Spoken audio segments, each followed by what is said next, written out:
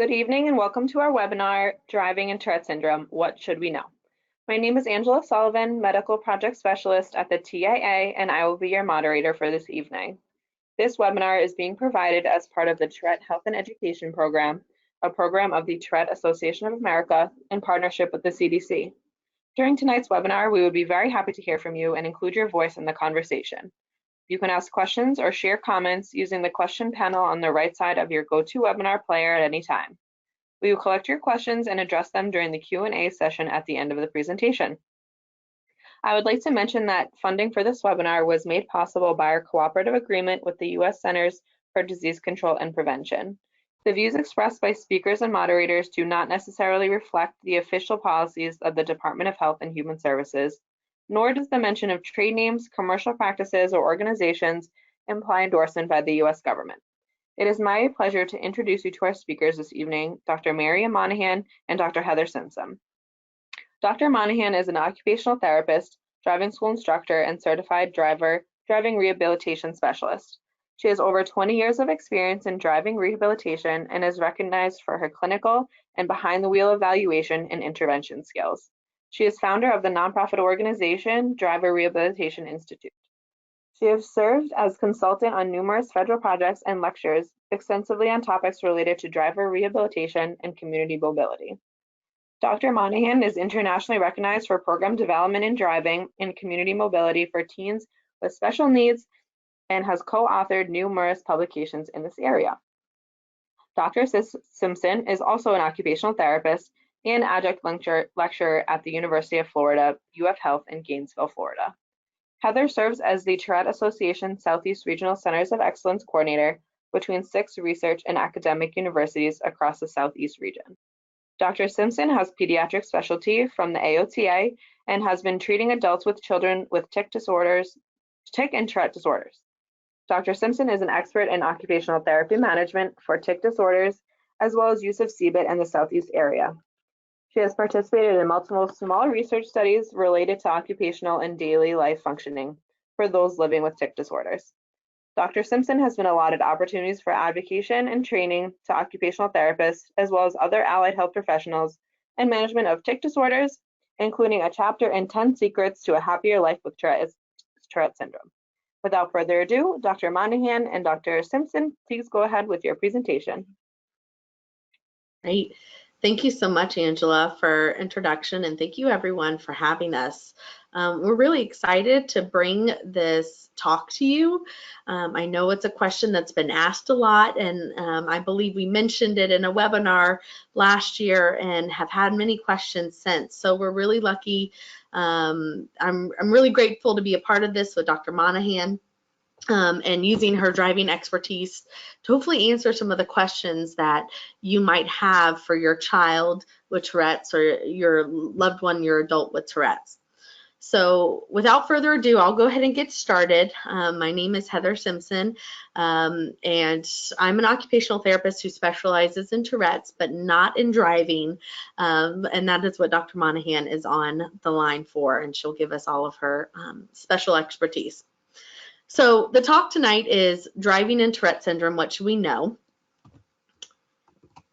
Next, thank you. And Dr. Monahan is a co-developer of an app called Drive Focus. So she is disclosing that because that is an app mentioned in this presentation later. Next. The reason why we're talking to you about driving, not only is it because it was highly requested, but more as occupational therapists, our goal is to get you back and make sure people have the opportunities to engage in daily occupations, ranging from dressing, bathing, grooming, toileting, to being able to engage in school, to driving. So driving and community mobility is one of our specialties. We consider community mobility, it's defined as moving around in the community and using public or private transportation, such as driving, walking, biking, or accessing bus, taxi cabs, Ubers, or other transportation systems. So community mobility is a big umbrella term that we use to discuss how do you get around. And why is that important to us? Because we understand the importance of being able to have access to transportation helps with jobs, right? It's very difficult to get to a job when you don't have driving or Uber opportunities. Be able to feel independent, have social and recreational opportunities. We know teens are dying to go hang out with their friends and want to drive there without their parents dropping them off. Being able to get critical services, goods, foods, money, go get their medicine, and then of course emergency or medical services. We fully believe that without sufficient community mobility skills, individuals such as children with Tourette's are unlikely to reach their full potential. Next. And what you'll see here on the right is something that you'll see in those toolkits created by the Tourette Association and the CDC. On that far left column, you'll see what occupational therapists are, what components of Tourette syndrome that occupational therapists such as Dr. Monahan and myself are trained in doing. And at the bottom there, driving readiness. So that's what we're talking about tonight. Next, please. The outline for tonight, we're going to talk about the current research on teens and driving with a small little caveat on why Tourette syndrome might impact driving. Dr. Monahan will go over that there's really not much out there, and when I say not much, nothing out there about Tourette syndrome and driving, but what we know, the qualities and the symptoms of Tourette's and how it may impact driving. The steps needed to get ready to drive. So how do you know if your child's ready to drive? And then some resources for teen driving safety, and then of course some questions and answers. Next, please. Thank you. Yes. So this is Miriam Monahan, and I'll pick up from here to talk a little bit about the current research. So the first thing we need to appreciate is that any new driver is at greater risk than any other age group in terms of driving crashes. So that those high statistics kind of carry over from the age of 16, which is where most states actually permit individuals to get a driver's license, all the way up until about age 30. So it is in those early years of driving that individuals are at greater risk for a crash. Whether individuals with Tourette syndrome are more at risk than their peers for driving crashes and violations is really unknown, as Heather already alluded to. There's just no research in Tourette and driving. But what's important to know is that there is research in conditions such as attention deficit hyperactivity disorder and autism spectrum disorder, where individuals, where we have some idea of what might happen with those conditions, and those conditions, as all of you know, can sometimes also co-occur with Tourette syndrome. I like to describe this model. It's called the information processing model to describe driving. And the only reason I'm bringing this up is that I think it helps us inform our knowledge of how complex driving is. And then you can also use the lens of thinking about your child in terms of the skills that are required for driving. So you start up at the top of the green, number one, which is the stimuli in the environment. So in other words, let's just think about you approaching an intersection and there's a yellow traffic light. Well, at that yellow traffic light, you have to, step two, you are very quickly figuring out how far away you are from that traffic light color. You also are using attention to even notice that, for example, that there's a yellow light. And that's all part of it. And you need your vision and attention skills to get that. Then step three is you plan an action. So again, yellow light, well, there's many things that you go into thinking about. How fast are you traveling? How far away are you from the intersection? That helps inform you about whether you're going to hit the brakes or you're going to go through that yellow light intersection. And that's where executive functions key in. And then we go to executing an action. That's the actual physical response of either, in our scenario case, of maybe either hitting the accelerator or hitting the brake. And then you might modify those behaviors based on a couple of things. So for example, you might have checked the rearview mirror and realized that you had a tailgater directly behind you, which makes you realize that, I'm going to go through that intersection. Or maybe that there was a slippery roadway, so that you adjust your demands on the accelerator and the brake accordingly. This is just to say that these are how our physical systems in our body help us manage something as complex as driving. And so that if things like attention or executive functions or motor skills are something that you're concerned about with your child, that there is an indication that there might be some challenges with driving. But of course, that doesn't mean that somebody can't drive. It just means that somebody might need some extra help, and there's lots of decisions to be made as far as when the timing is right for learning to drive. In addition, there are many other factors that go into driving, and some of it, as you can think of, is what we bring to the vehicle when we get in.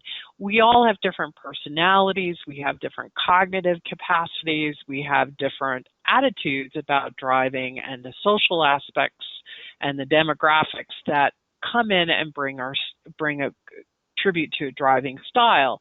So for example, an older adult is going to bring maybe a little bit more cautious behaviors than, say, a teenager will.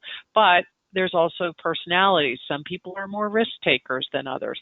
Some people have different attitudes about other roadway users. And that can all present in a way that we can think of as our driving style. Great. Heather? Thank you, Dr. Monahan. So now we're going to talk about some of those components that are part of that information processing model, but are really required for driving or any community mobility. And my role here is to kind of pose some questions and talk about my experience with working with adults and children with Tourette's, and saying how there may or may not be a correlation with driving or some concerns that we might have. So it's really a talking point. And one of those first areas is motor coordination. How in the heck do those motor tics interfere during driving? We know that driving success and safety is just as much of a physical activity as it is a mental and cognitive one, so attention or mood. With Tourette's, we know that oftentimes reflexively we have children and adults have increased reaction time, have no strength deficits. And so that's typically not a concern when we talk about a child or an adult with tics, is their motor capacity, their motor strength. But what we do know is that motor tics might interfere, right? So the coordination and the timing of the movements might be an issue. Does the ability of one have the ability to drive down a windy road as you see up there?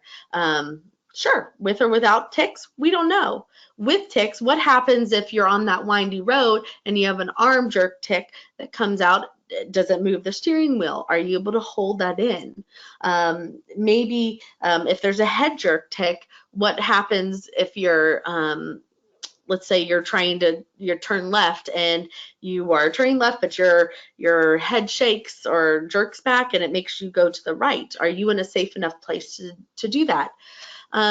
Oftentimes in my own practice, I see that many people with Tourette's really do a wonderful job of suppressing their tics when they're driving from a physical standpoint, even to the point that if they consider driving relaxing, that driving sometimes is where their tics are least likely to occur. But then, we do see some whose tics are triggered by things in the car or by driving. And so it's just a question to pose: what type of tics may your child have or your loved one have with tics? Thank you. Next one. And then we'll talk about social challenges. It's something that we don't really think about with driving, but why are there social challenges?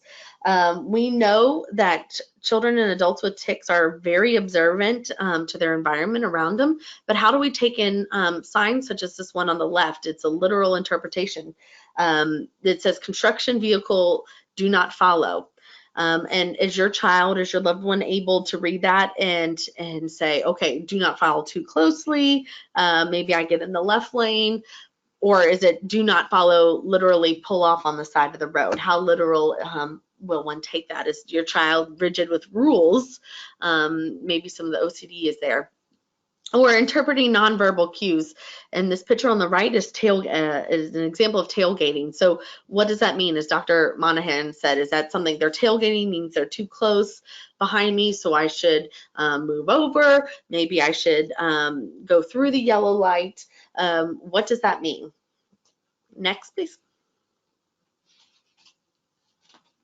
All right. And then we're going to talk. Oh, yes, go ahead. We can also talk about visual search as well. A driver needs to scan the roadway efficiently and identify key information. We actually do that by mostly what we would call glancing eye movements. You scan around the driving environment. But at some point, and it's usually around the age of early 20s, that people actually are more efficient with directing their visual search. So for example, little kids will scan around the room, but it's not quite as purposeful and targeted as, say, a person in their mid-20s and older, where you have your cognitive functions to help you direct your vision. So teens in general are actually not particularly good at visual search.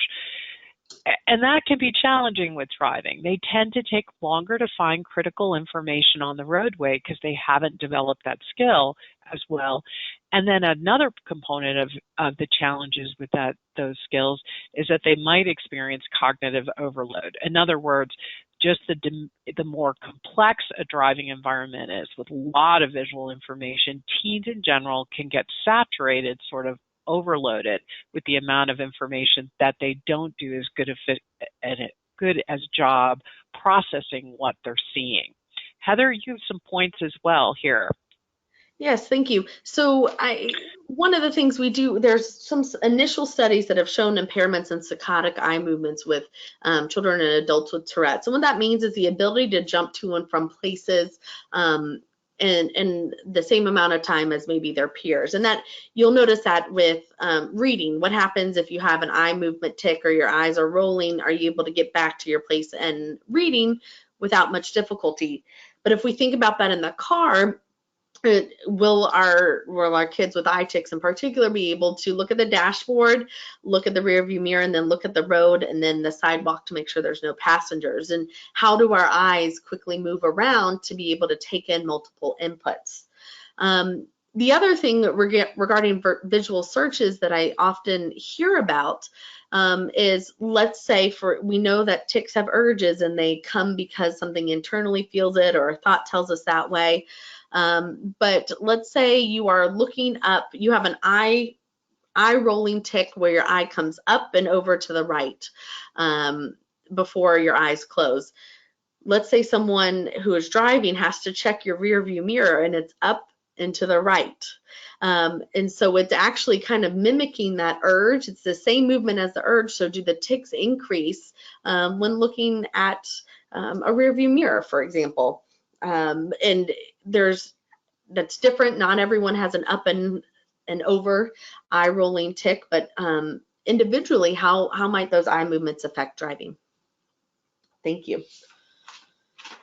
The other thing is a big challenge is what we know as executive functioning, and I know the Tourette Association has great resources on this, but executive functions allow the brain to plan, to organize, and complete tasks.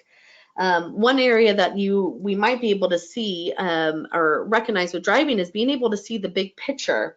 So for example, in this picture of a Walmart parking lot, there's a ton going on. There's 3 cars all facing one direction. There's a pedestrian, there's a stop sign, there's shopping carts, there is a car coming right on your left. So what do we take in from this picture?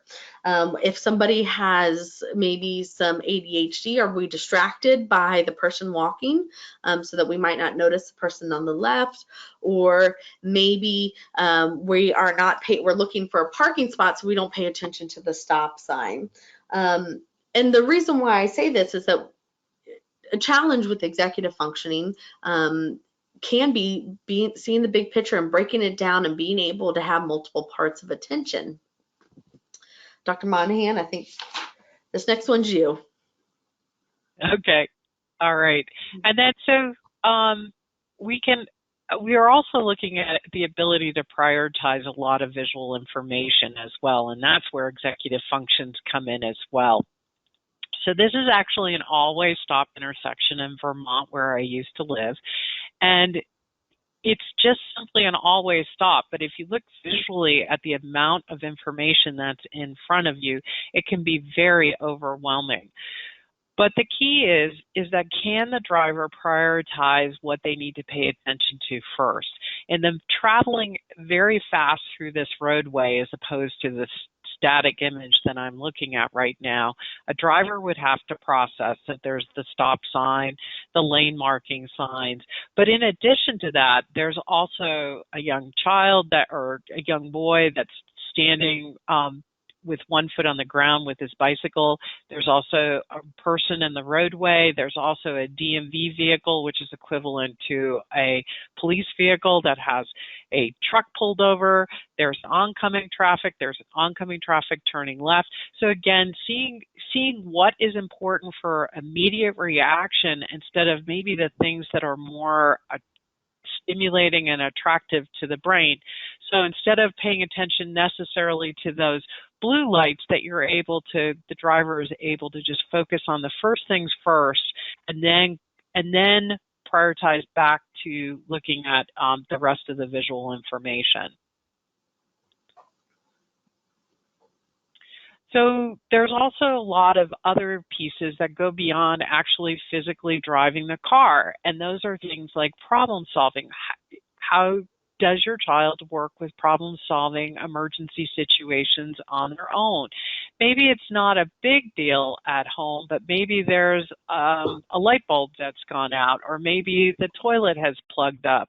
Are they able to do some basic problem solving, even if that problem solving is calling the right people for help or recognizing a problem early on?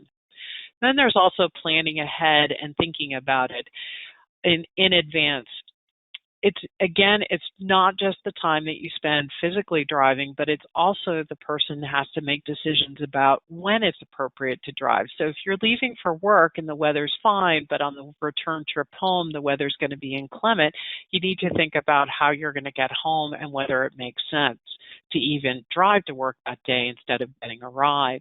There's also the mental flexibility that goes with being able to manage detour situations, such as what's imaged here, of that everything's moving from 2 lanes into 1 lane and requiring that mental flexibility maybe to make a change in the usual route.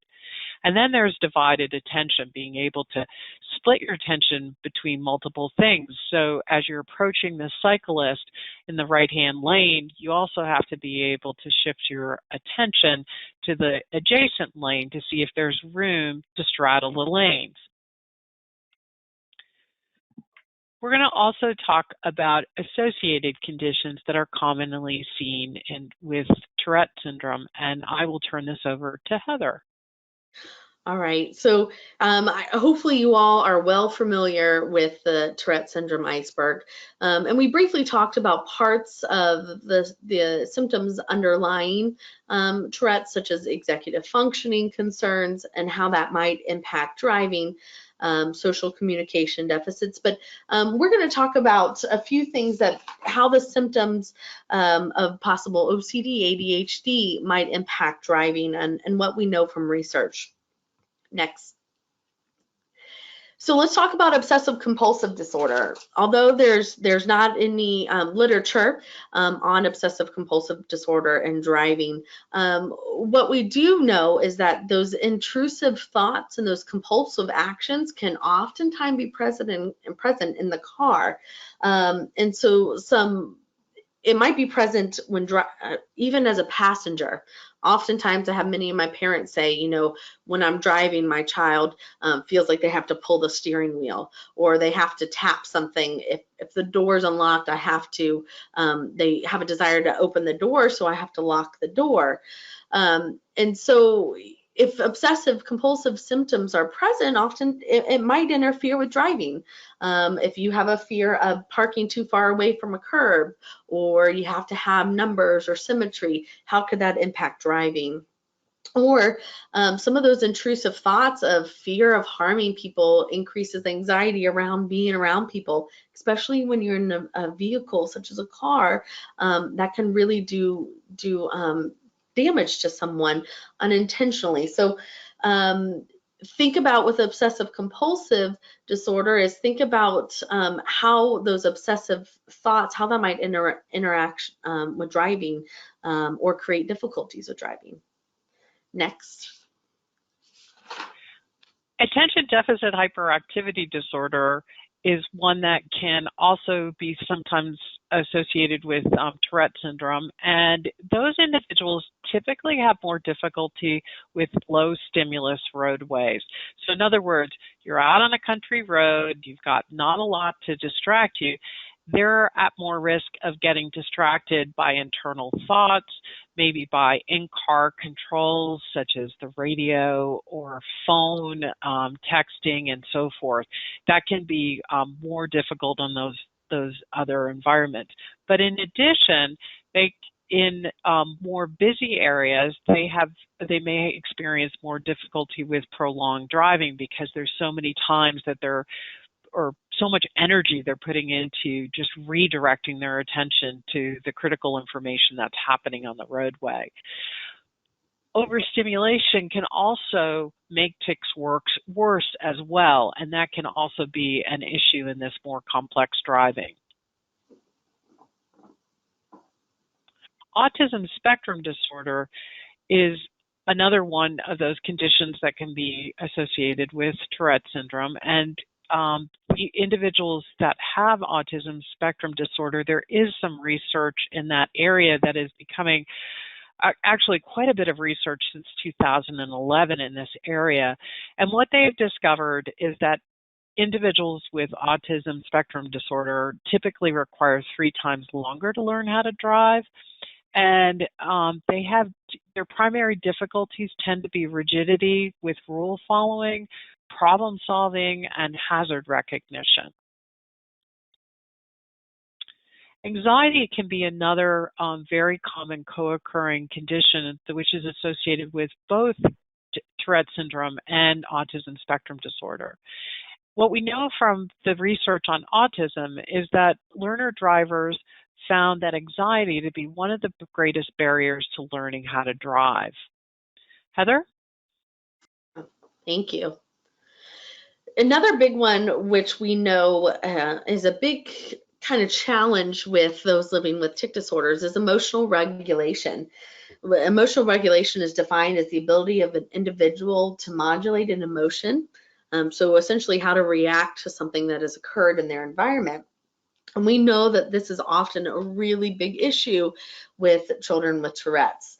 You might say that your child is quick to anger, or quick to frustrate or cry.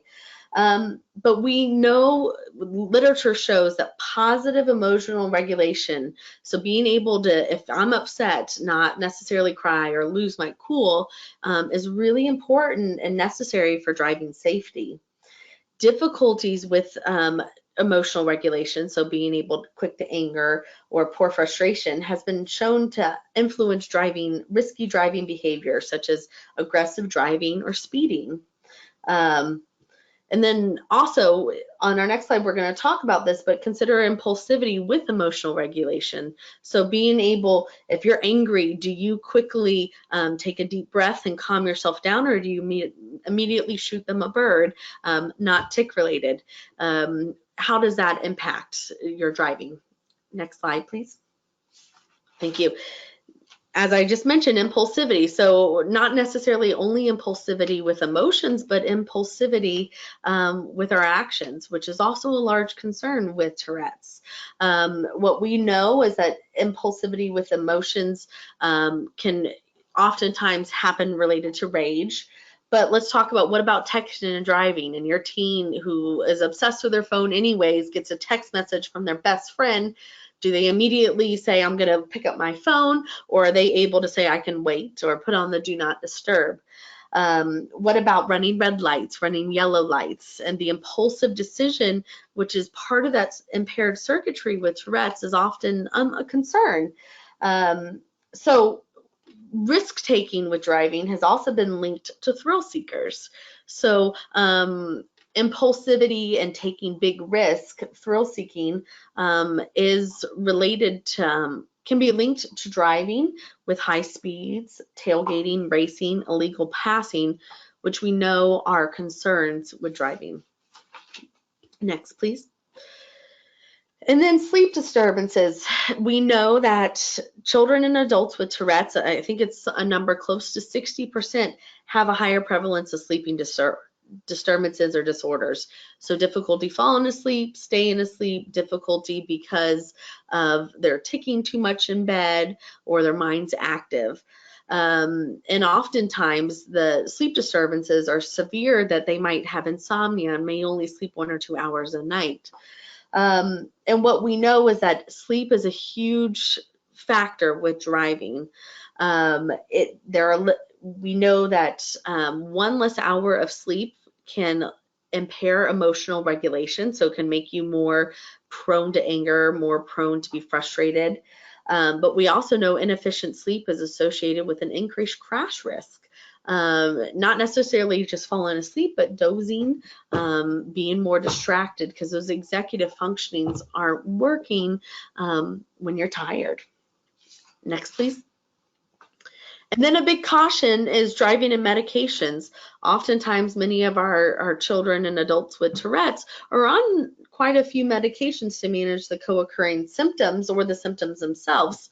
And some questions to ask is the side effect of the medication drowsiness? And is it real drowsiness that it really impairs their day, or maybe there are certain times where they shouldn't be driving because of that medication? Or is medication taken regularly? So let's say your child is on ADHD medication to help them with their attention. Do they stay on it during the summer, or they take weekend breaks, and how might that affect driving? It's similar to an executive function related to school.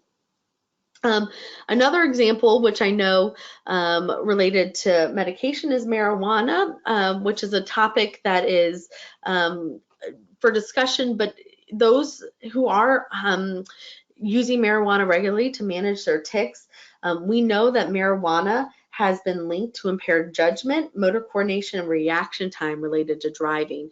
And so there are concerns if marijuana is being taken as a medication related to driving. Next, please. All right, so we're going to quickly go through some steps for driving, what we like to see as occupational therapists, to let us know that there are things like executive functioning, motor planning, timing, attention shifting that are all involved in some daily tasks that we do. And if we see those, then maybe it can make us feel a little bit better about driving, or vice versa. If we know that, for example, your child, you've tried to teach them how to do the laundry, but they cannot get it. They don't remember to do it. They forget to go back to the washer to take the clothes out and put them in the dryer. That might give us a little bit more of an understanding of maybe we should get some basic daily skills down before driving is started. So we're going to go through some of those. Some of those being responsible. It's important for teens to show that they're responsible for home chores, for their job duty, maybe taking care of a younger sibling or a pet, and maybe not alone, but necessarily if they're taking care of a pet, maybe their goal for the week is to be able to feed the pet and take him out to the bathroom, and that shows great executive function and planning and emergency preparedness. Or how do your child or your teenager interact with strangers, such as when you're in a new place, do they feel comfortable asking where the public restroom is? This also correlates what happens if they were to be pulled over when they're driving. How comfortable would they be talking to a police officer? Next slide, please. A question that we like to ask is your child able to be home on their own for several hours, right? Do you feel comfortable leaving them there? Do you feel comfortable that they can make safety calls? Do they know what to do in an emergency? Do they make good decisions? Do you feel comfortable with them making appropriate decisions, whether it's home safety or just not doing things that they're not supposed to do? Can they plan or prepare a simple meal, in particular, not just microwave, but with a stove or an oven? Because that asks the question, do they know how to use it? Do they know how to use something that is dangerous safely, or can they problem solve appropriately? What if they're out of an ingredient to cook? Can they come up with an appropriate substitution? And as Dr. Monahan said earlier, can they run an errand independently in a store? So would you give them a list of 5 or 6 items to get from a store with a set amount of money? And the questions to ask yourself, do they come back with the right amount of change? Did they get the right items? If their items weren't there, were they able to find appropriate substitutions? Next slide, please. Can they manage simple household chores or problems? So not only just difficulties with doing some of their own tasks, but can they, maybe if the toilet's clogged, can they plunge it? Or if the batteries are low on a TV remote, do they figure out how to do that themselves, or do they come to you and ask for help? And also really important is a great skill to have as a teen is being responsible for medications. Can they remember when their medication doses are up? Or when they're due? Can they remember, or can they ask you appropriately if they need a refill on your medication, right? Similar to, do they need an oil change on their car? Questions about medications and managing medications, it's important for your children to be able to be involved in that process. Next slide.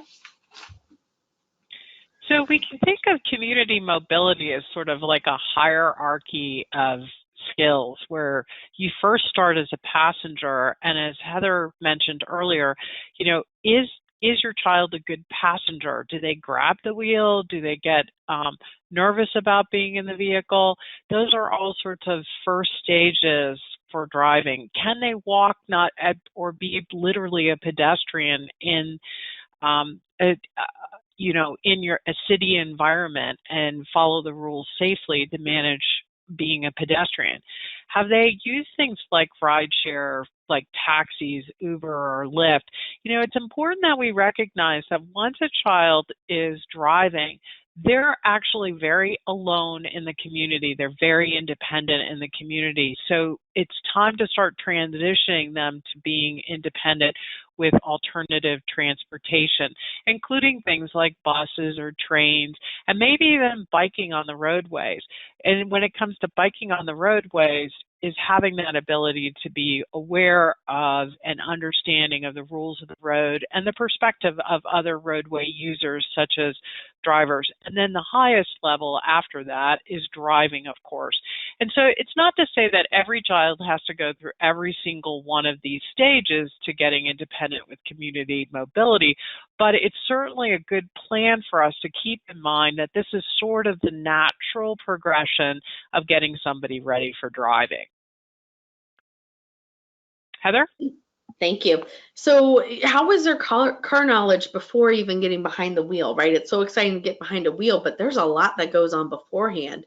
So these are questions you can ask them when they're a passenger, things they can start thinking about, or just before even driving. We need to know that they know the basics about it. So do they know which way to go in a one-way parking lot, right? If it says you can go right, you don't go down the left one?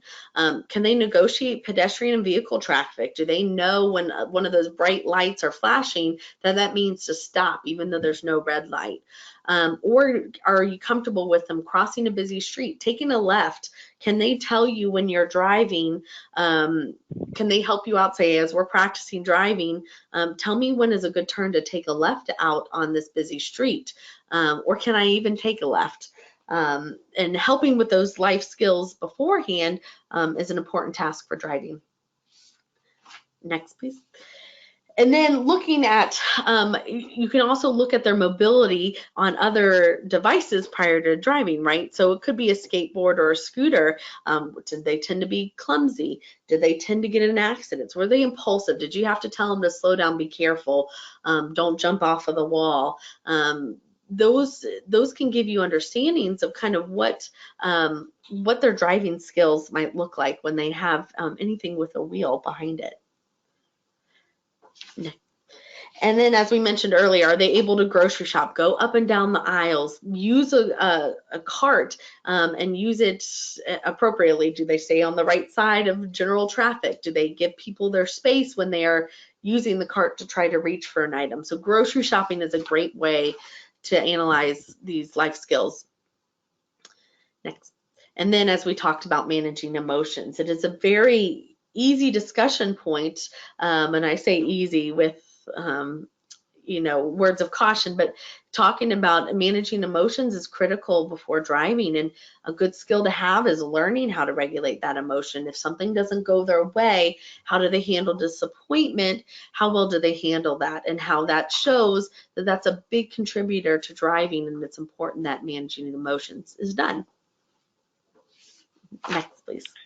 So I'm going to talk about some resources because it's just helpful to know what's available to you on many levels.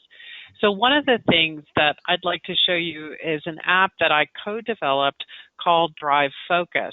And I'm just going to play a little quick video that that illustrates what Drive Focus does. But what it specifically is targeting is it's targeting the skills that you need for visually searching the environment for key information and improving reaction speed for identifying critical information. So it really helps with executive functions as well as overall processing. So I will play the video here. Welcome to the exciting world of DriveSafe. Go through the training section to learn the critical items, how to prioritize them, and how to read your score. After completing the training, select a drive. The DriveFit app teaches you to recognize critical items on the road. Touch on the critical items as soon as you see them. The turn signal will let you know which direction the driver is turning. At any time, you can pause and review a quick reference guide and training. Your score will become higher with practice.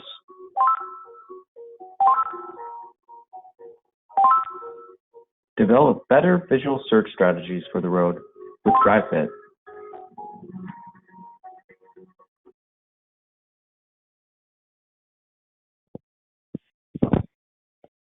Okay, so it is called Drive Focus, by the way, even though the video said we changed the name at one point along the way.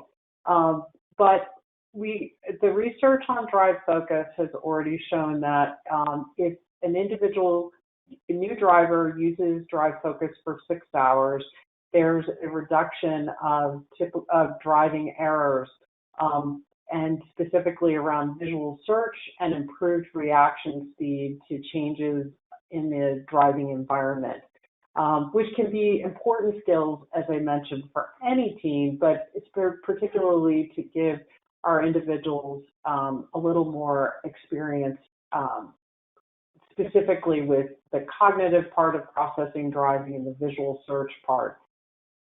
There's also, if you're looking for people like me that can perform basically what's called a comprehensive driving evaluation, as well as training, not just say full stop evaluation, but actually participate in helping you teach your child how to drive and actually help provide some training for your child. There's 2 resources that are showing up here on the web that would be resources that are available on the web. So the Association for Driving Rehabilitation Specialists, you can click on there and there's a directory that allows you to go into where you live and actually find a driving rehabilitation specialist near you. And then the American Occupational Therapy Association has a similar system in which to find an occupational therapist that can provide driving rehabilitation services as well. So even though it says older driver, it's not specifically only for older driver clients. There are also life skills training that's available. So as we mentioned earlier on, Heather brought up some important information that occupational therapists can help with really that pre-driving skills. When a teen is ready to drive, it's really often because they have built up and acquired the necessary life skills that get them in a good position in which they can be alone and problem solve in the community and be responsible for others and out there that are sharing the roadway. Also, speech therapists can be of great help. And then vocational rehabilitation departments that are available in any state, that they receive federal funding that help to promote and support any kind of employment in the future. So vocational rehabs can sometimes pay for driving evaluations as well as training if it's connected to the person's work. And then there's also the Center for Independent Living, and they can also sometimes help you with finding resources as well as helping provide funds for driving evaluations and training. And then the Center for Autism and Related Disorders can also provide more information, particularly around autism. Heather? And this toolkit from the Tourette Association is for when children or adults with Tourette start driving. It's a nice little booklet to you could use it in a couple ways. One, keep it in your driver compartment, because what it does, it has information about Tourette's for law enforcement, and it's written in law enforcement language. And it has I have Tourette's card that says I have Tourette's. It's not something I can control. And the reason for these is to educate law enforcement, so you can share them with the local area or drop them off at the police station if your child is getting ready to start to drive, just so that they're aware of it. But also to help those who are driving feel more comfortable if they were to get pulled over and they might have a vocal or a motor tic, helps them. That card is easy to hand in with their driver's license to let them know, let a police officer know that they have Tourette's, and that maybe the movements that they're doing doesn't mean anything more than it's just that they have Tourette's. Next, please. And that's it. So thank you. Yes, thank you all very much, and we'll be happy to answer questions. Yes, please let us know if you have any questions. Thank you, Dr. Monahan and Dr. Simpson. We're now going to begin answering the questions submitted during the presentation. As a reminder, you can still submit your questions through the question pane in your control panel. If we are unable to get to everyone's questions here at the Tourette Association, we have a full-time information and referral staff person who can answer your questions, as well as by emailing support@tourette.org or calling 1-888-4-TOURETTE, and we would be happy to answer any additional questions you have. Okay, so Dr. Monahan and Dr. Simpson, we have a few questions. I'm going to just read them off to you, and whoever feels most comfortable answering, you can go right ahead. So the first one we have a few years before our son is driving. Is there anything you can recommend that we do now to help him in the future when he begins to drive? Heather, do you want to take that one? Yes, absolutely. Thank you.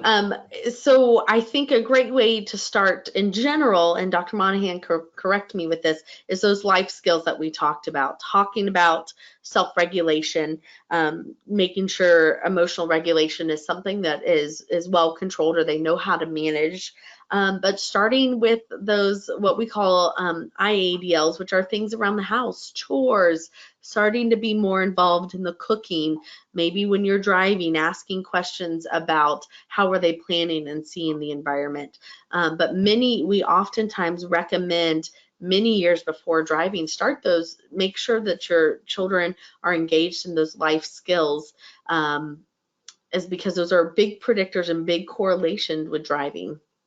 Dr. Monahan, you can answer anything else further that you see. Yeah, I was just going to add, thank you for that. I was just going to add one other piece that really happens in this day and age is that teenagers tend to be not active passengers in those early years just prior to getting their driver's licenses. So we have so much technology that is distracting, such as phones and games and messaging and all of those kinds of things, that sometimes they're just not learning as a passenger. So I would really encourage in the couple of years prior to them driving that at least some of the time that they spend in the front passenger seat without using any distractors, and begin observing what you're doing as a driver. Wonderful, thank you. The next question we have, for drive focus, are there settings to adjust for persons with color deficiency? Good question. There are not settings for the color deficiency, but that is a good point. But it is films of real roadway scenes, so they're going to be what is consistent with what someone would see as they were driving. So that's just something to be helpful about. But the red circles that go around, that's a really good point. I think I will have to take that back to developers, and that might be something we need to think about as an option for a different color circle around the critical items. So thanks for bringing that up, much appreciated. We, just on that note too, that the app is available on iPads, and only iPads right now, but by the end of the summer, we will have an Android version that's available. And the price tag for Drive Focus is $9.99. Okay, so any other questions? Yes, we have a few more. What accommodations would you ask the DMV for taking the written permit test and behind the wheel test? So depending on the Department of Motor Vehicle state, you know, it's kind of interesting. In the United States, we have state level, states are actually responsible for their Department of Motor Vehicles laws and legislation. But if you go to Europe, they're pretty much from one country to another, they're identical in many ways. Have sort of all those. But it's hard to kind of give you a blanket information because every state is so different. But what I can tell you is that most states have some kind of accommodation for taking the written test. And those specifically can be things like you can have the questions read to you.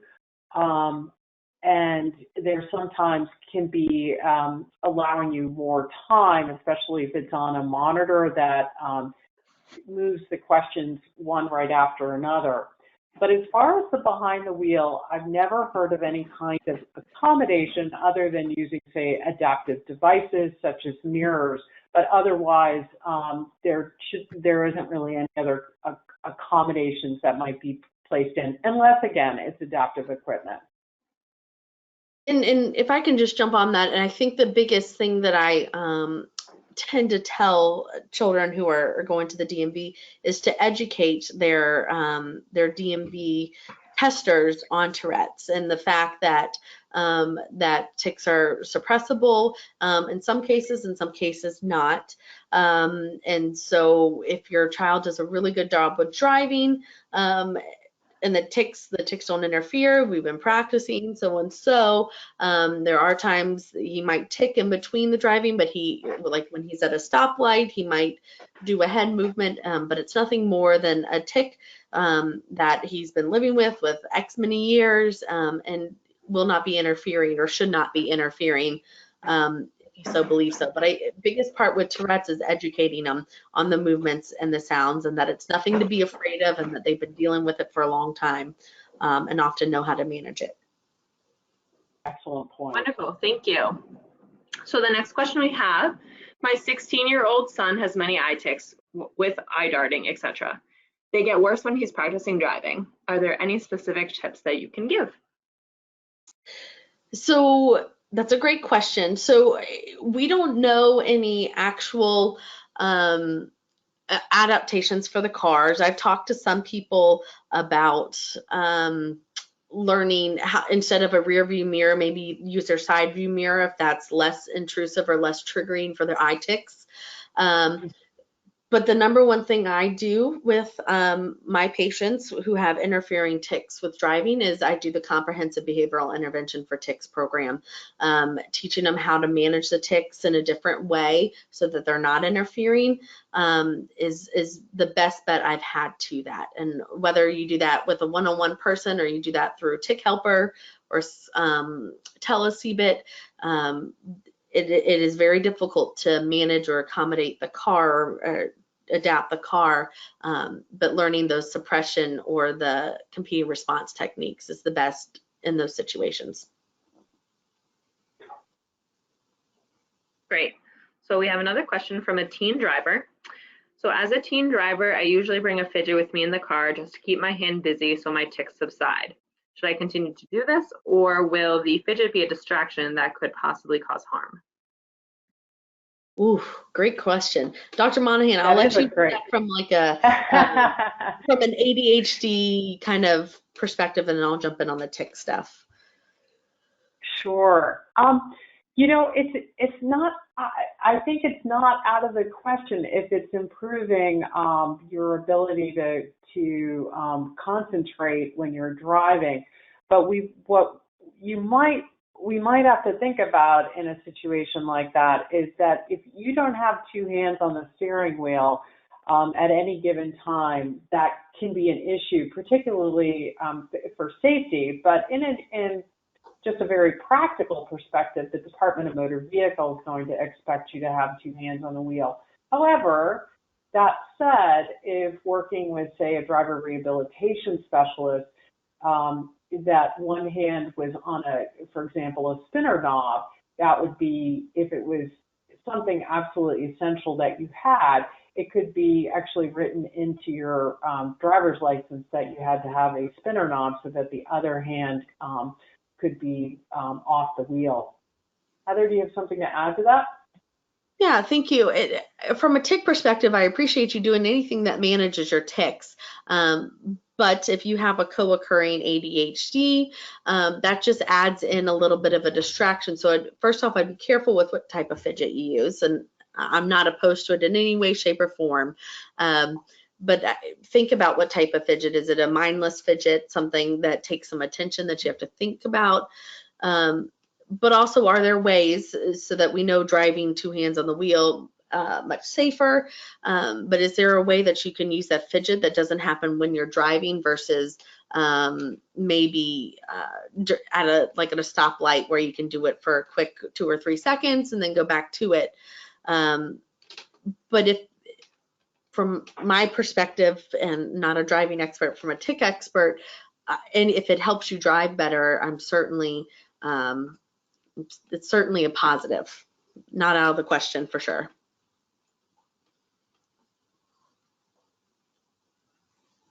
Any other questions? Yes, a few more. So my daughter has narcolepsy as well as the other diagnoses mentioned. Do you have any experience with any teens who have had narcolepsy and driving as well? Yes, I can actually talk about narcolepsy specifically. That's something that literally the doctor needs to consider for driving and have that discussion about whether the narcolepsy can be controlled in such a way that the individual can drive. Otherwise, if it's not really something that can be managed, it's typically a deterrent for driving. Heather, do you have something to add to that by any chance?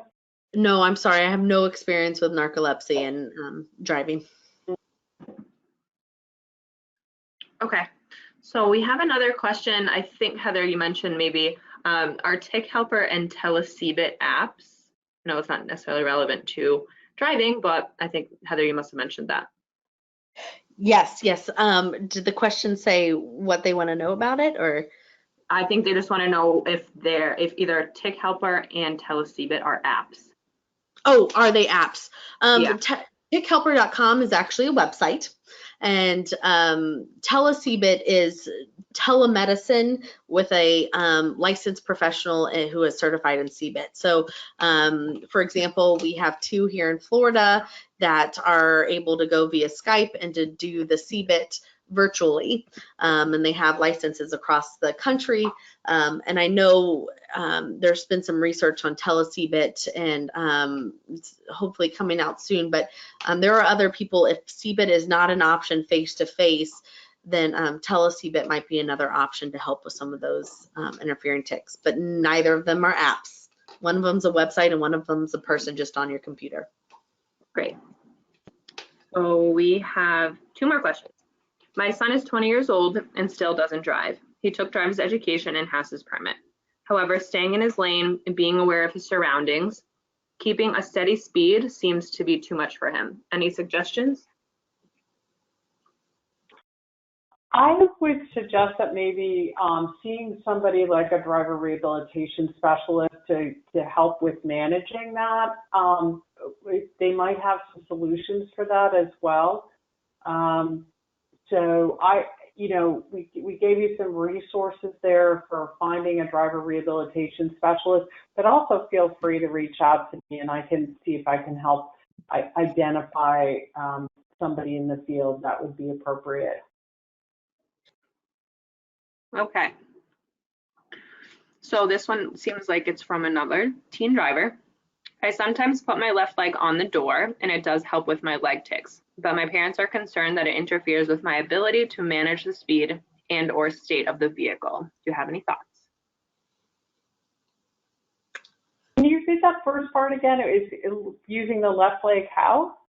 They put it on the door, so I'm assuming that they prop their leg up on the side of the driver's side door. It likely, I'm assuming likely decreases the urge for the tick so that the tick doesn't interfere. Okay. Okay. Yeah. I don't see any obvious issues with that. As long as the foot doesn't interfere with the pedals, with the position, the way you have it, it doesn't sound like an issue. But I also have to say is that if your parents are concerned about it, there's probably something they're seeing in that's worth having a discussion about, because they are obviously watching you drive and have some concern there. So that's worth having a discussion with them. Great. Okay, we have one more question. I have epilepsy as well as Tourette's. Do you have any suggestions on how to deal with this? Both are fairly controlled. I just have been a little weary of driving. Or leery. So, so epilepsy in and of itself has, some states have specific guidelines, for example, with when you're able to drive. And assuming that you have met the guidelines and your neurologist is okay from from feeling that your epilepsy is well controlled, it seems like it might be appropriate to do some driving and do some driver training. But also think about who's doing that driver training with you. If you're nervous, it may be more appropriate not to go to a traditional driver's ed program, but go to something that is going to be more geared to helping you learn at a pace that you're more comfortable with, as well as providing you strategies where it's appropriate. So somebody like a driver rehabilitation specialist may be of great benefit. Right. And I would say from a Tourette perspective, I'm glad that it's well controlled, and just know would check in with kind of those symptoms, the emotional regulation, the ability to manage impulses. So it might be, since we know impulsivity is an issue with driving, make sure that if you do start driving that you always have that do not disturb app on your phone, to kind of have those safe holds in place if you were to need them. But going through your, as Dr. Monahan said, whether driver training one way or the other, making sure that you feel safe behind the road is a really critical, or behind the wheel is really critical for driving. And so take the time that you need to feel comfortable, and talk to experts like Dr. Monahan about getting adaptations if needed. Great. We had 2 more questions pop in, if you guys don't mind. Yeah. So the first one, my son is 16 and is scared that his tics will interfere with future driving. What can we do to help his confidence while driving? Do you want to start with that, Heather? Yeah. And I want to be very careful because I from a tic perspective, I'll talk about that all day, but from a driving perspective, I'm going to leave that expert to Dr. Monahan. But from a tic perspective, I would show him how he's being successful in some of those life skills. So mention some of the things we talked about tonight. Emotional regulation is very important for driving, and you do a stellar job at controlling your emotions, making good decisions, or having, if they're an active passenger with you, giving that positive reinforcement. Wow, you did a really nice job of recognizing when to make that left turn in a really busy road. That's a really good skill to have. Or I feel comfortable having you go to the grocery store. You do a great job of going to the grocery store, problem solving. That's all very similar to driving. So, promoting the positives of things that they have, but I always fall back on the driving rehab specialist or the CDRS specialists about if someone's uncomfortable with driving, there are people out there that are designated to make sure you are safe and comfortable with driving, no matter what diagnosis you might have. Yeah. The only thing I would add to that too is if you're lucky enough to have a couple of different driver rehabilitation programs that you can access, you might look for one that also has a simulator, so that sometimes a simulator can be a great tool for helping to reduce anxiety, as well as just see how things go, test it out. But that to say, the person who's running the program is also key in many ways. Wonderful. And lastly, Heather, will you just mention on how someone can get some more information on who does the tele-CBIT, if you know? Sure. Tell them if you can email me, that I can help you find a specific person in your state. The Tourette Association has a Find a Doctor webpage, and I know a handful of people that do tele-CBIT, and I will tell you most of the time it is self-pay, as most states don't approve it for therapy at this point. But please email me. I'd be happy to help at least try to find you the right person. Wonderful. Okay, that seems like all the questions that we have this evening. So I want to thank you both again for a great presentation. Once the webinar is closed, for those of you who are still listening, you will receive a survey on the presentation, and we would greatly appreciate it if you would please complete that and provide your feedback. You will also receive a follow-up email within 24 to 48 hours with a link to view a recording of tonight's webinar. Additionally, the webinar will be posted on the Tourette Association YouTube channel for those who are unable to participate today. We encourage you to reach out to us on social media about this webinar or for other ideas and suggestions that you may have. On behalf of the Tourette Association, thank you again for joining us and taking the time to view our presentation. If anyone needs additional resources from the Tourette Association, like the pamphlets that Heather mentioned, feel free to email webinars@tourette.org, and we would be happy to send some out to you. Thank you all. Have a great evening. Thank you. Thank you.